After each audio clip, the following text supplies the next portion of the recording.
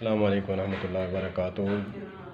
ایک دعا ہے، اکثر جو ہے ہم پڑھتے تھے اللہ نماز کے بعد، اللہم انت السلام و منک السلام تبارکتا،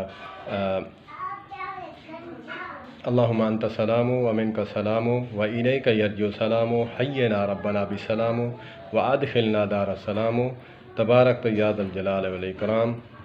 تو یہ دعا جو ہے میں نے اس کی تحقیق کی۔ علماء دیوبند بھی فرماتے ہیں کہ جو اب نماز حنفی ہے یہ الفاظ اس میں نہیں ہیں۔ تحقیق کرنے کے بعد جو ہے انہوں نے یہ نئی جو ایڈیشن چھاپا ہے اس میں یہ دعا نہیں ہے، مختصر دعا ہے، آقا کریم علیہ الصلوۃ والسلام سے جو ثابت ہے۔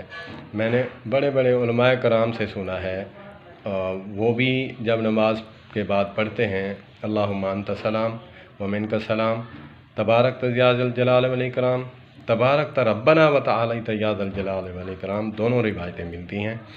وَإِلَيْكَ يَرْجِعُ السَّلَامُ حَيِّنَا رَبَّنَا بِالسَّلَامِ وَأَدْخِلْنَا دَارَ السَّلَامِ۔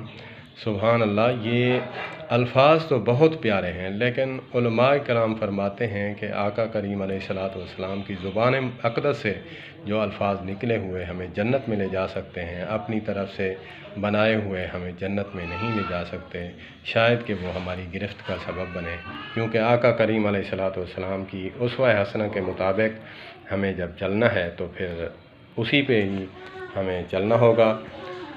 تو میں نے تحقیق جو کی ہے وہ یہی ہے کہ ہمیں چاہیے کہ ہم اس کی توسیع کریں۔ جو ہمارے محلے یا پھر کم پڑھے لکھے حافظ حضرات ہیں وہ اکثر یہی دعا پڑھتے ہیں، تو اگر آگے سے کہا جائے تو وہ پھر یہی ہوتا ہے کہ یہ کوئی غیر مقلد ہوگا یا پھر اہل حدیث ہوگا، یہ بتا رہا ہے یا یہ کہہ رہا ہے۔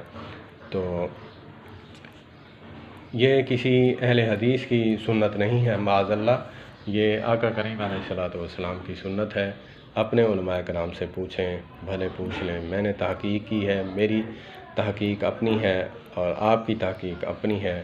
اللہ پاک علماء کرام کو سلامت رکھے اور علماء کرام کے ساتھ وابستہ رہنے کی توفیق عطا فرمائے، کیونکہ العلماء ورثۃ الانبیاء، علماء جو ہیں ہمارے سروں کا تاج ہیں۔